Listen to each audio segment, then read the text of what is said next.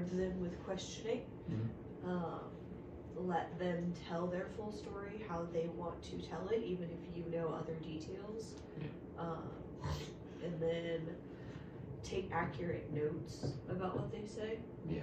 And then go back through and accurately summarize what they have told you. Okay. And then, if it needs to be, go up the chain and, talk to somebody else about it. Okay. In your experience, how does empathy/sympathy affect building trust with students, staff, and residents? I would say it's one of the biggest pieces of it. I myself am a very empathetic person. I can put myself in people's situations quite easily. So it comes very natural to me, but just understanding that everybody's a person. Everybody's dealing with a whole lot more than you know about. That everybody just needs to be treated correctly. Everybody needs to be treated right. I know certain things about students on why they're 5 minutes late every morning, or why they're, why they might be, not as talkative as they are anymore, or, things like that. So it's just, it's a very big part of how I manage and who I am as a person. Okay. What kind of environment do you try to facilitate in the office to keep yourself motivated? Kind of environment. Yeah. Do I try to keep? I would say welcoming, light.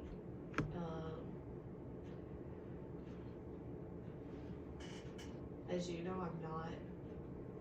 I'm not dead set on this is how it has to be. It's my way or the highway. Very flexible. Very, very flexible. Almost to a fault some days. I will admit that. But just understanding that my philosophy in being a manager to college students, this is your second job. Yeah. Your first job is being in school.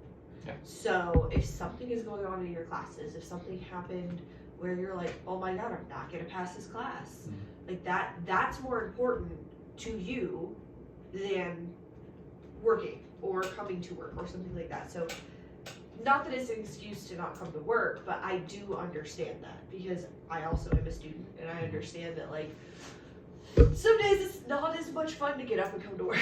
Oh, yeah. But knowing that I have the support and the understanding of my boss, and knowing that if I have a rough day, I can just kind of sit back here and, answer the emails I need to and do the bare minimum, and I'm not gonna get chastised for it is huge. Okay. So I think that that's a big piece of the environment. Okay. Let's go. How do you portray yourself as authentic when dealing with students from different cultures? I'm just me. Yeah. I'm just me. I do not change myself when dealing with someone from a different culture. I will change my vocabulary when speaking with someone who I notice after communicating with them is not understanding what I'm saying. So I will use different words. I will use easier to translate words or to understand, in my opinion, easier, more common language. Okay. But that's really it. Like I'm not gonna be a completely different person if I'm talking to somebody, from China versus if I'm talking to somebody from India versus if I'm talking to somebody from the United States. Like it's just, that to me would be disingenuous. Okay. If that's even a word. Alright, so I've got a few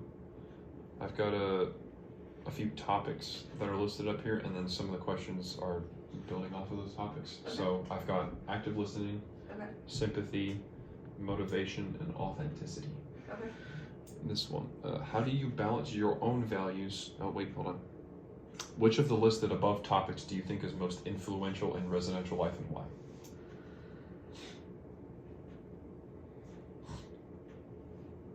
I would say active listening and sympathy probably are the top two. They would be tied, in my opinion. And second, very, very close would be authenticity. Because when speaking to parents who are upset about something going on, you know, I can understand that. When sympathy comes in a lot for me is when a parent hasn't heard from their student, and you can hear the worry and the scared voice that they have. They're like, this is my child, you know, and I take that very seriously. I take it very seriously that they do trust the university. They do trust us as an office staff, you know, to be that line of communication and to take care of their student. So that is has always been very important to me, but that's just very in the forefront of my mind most days. Because a lot of people forget, I believe, when speaking about residential life and residential, you know, housing and things like that. Yes, they're here temporarily. They don't live here year round, but they live here. This is their home while they're here. That I feel like that escapes a lot of people. Yeah, definitely. All right, I think I'm gonna do the last one here. Can you share a moment when being authentic actually helped build a stronger connection with a colleague or student?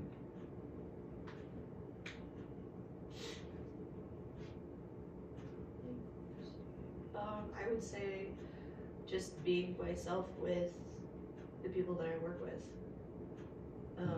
So being authentic and not ever changing. My mom is a very, very, very solid person. She will be the exact same person no matter what. And I try really, really hard at work to be that person, to be that steadiness, because a lot of students don't have that in their life, and a lot of students look for that. And so when you are there, when you are the person that's going to be there, when they can talk to you about things, when they can, you know, do that kind of stuff, that's a thing. But definitely just the relationship that Annabelle and I have. She started out not being my boss. She started out as being Leanne's assistant, basically. She taught me how to do this job. She trained me. And then it's really cool. I was in her interview to become an AD. So I was part of the decision making for her to get that job, which I thought was really, really cool. And she's done a fantastic job, and it's built the relationship and grown, and she's been the cheerleader behind my back to give me the opportunities that I've had.